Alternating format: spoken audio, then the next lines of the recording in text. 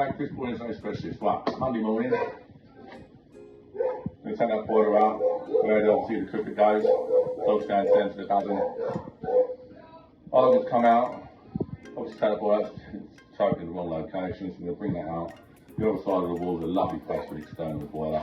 So just extend the pipe work down, straight through into the boiler, makes for a lovely little job for Monday morning. Thank you. Okay then, done. There you go. Boiler out, looks so much better. Pipe work down in the corner, nice and tight.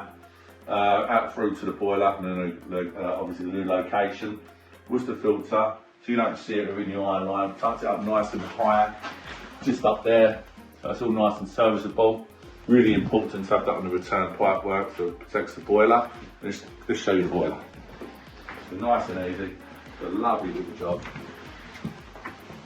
Really enjoyed this one. There we go. Go around there. Literally the front panel just to go on. And here we go. What a snug, lovely little bit. So basically, tucked in the corner here, got the cage on the flue. And what we've done with the old boiler, a twin pipe went into the old boiler, but we've just replaced it with just a single pipe, old filter, 5L as standard, imperative.